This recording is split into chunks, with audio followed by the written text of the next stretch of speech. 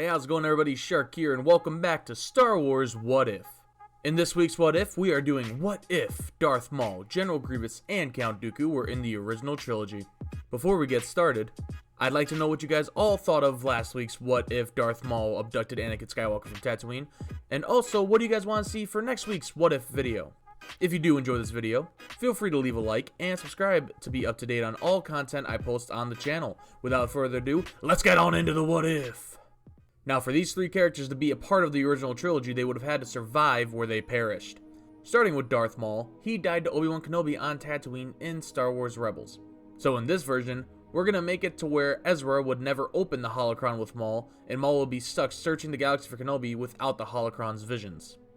Maul would continue to follow the Phoenix Squad until Ezra would disappear with Thrawn.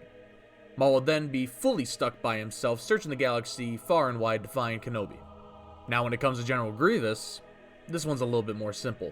As General Grievous battles Obi-Wan Kenobi on Utapau, General Grievous would throw Obi-Wan Kenobi over to the ledge where he would have to hang on for dear life. Grievous would then take the advantage to run to his ship and escape to the Vasek system, which is home to his lair.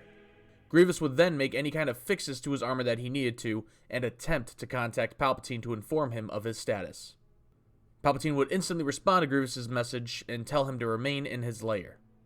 After Order 66 would be concluded, Palpatine though would send 3 Venator-class Star Destroyers to destroy Grievous' lair. Grievous then, betrayed by Palpatine, would escape and survive, fleeing into the Outer Rim and hiding as best as he can. And finally for Count Dooku, after Anakin would sever his hands, a blast would knock everybody off their feet and destroy one of the windows. Palpatine would be stuck in his chair due to the restraints, Anakin would be holding onto the floor, and Obi-Wan would be saved by Anakin, grabbing him as he was about to fly past him into space. But Dooku, with no hands left, would not be able to grab anything, and he would be sucked straight into space right before the blast shields would close. As Dooku would float off into space, he would be saved by the Hound's Tooth, Bosk's ship. As Dooku comes to, he would be equipped with new cybernetic hands, courtesy of a young Boba Fett who was working with Bosk at the time. Boba would only help Dooku as by returning the favor of keeping him safe on Geonosis after his father was killed.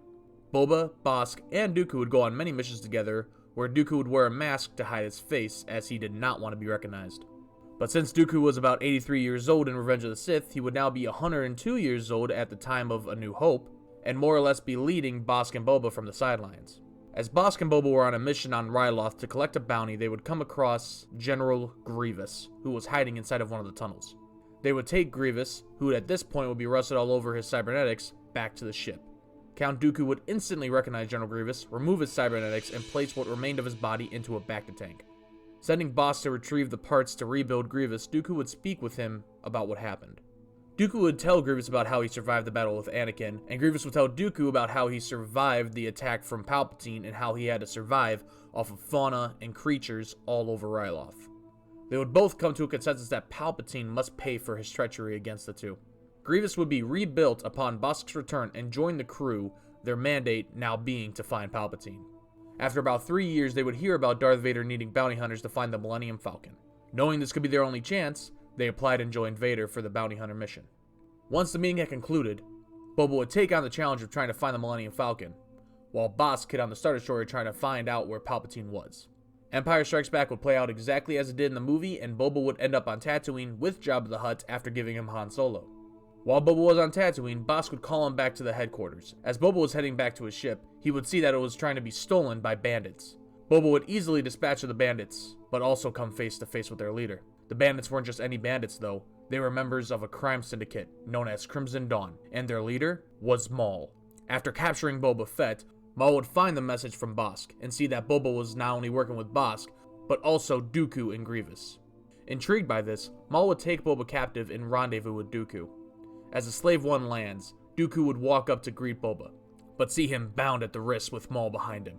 Grievous would enter the room and see Maul.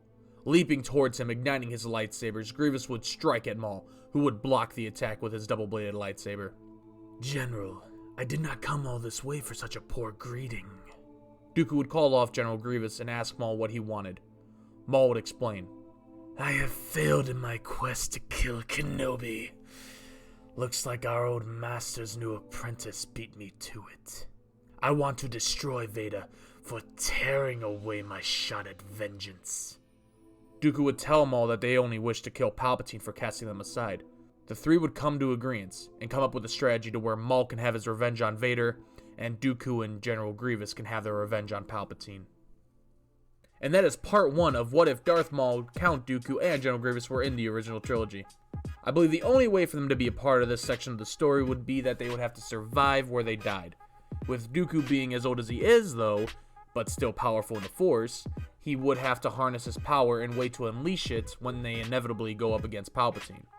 And one part that I know a lot of you guys are going to be happy about is that Boba would not have died on the sail barge in episode 6 because he got called away from Tatooine and wouldn't have been in there in the first place.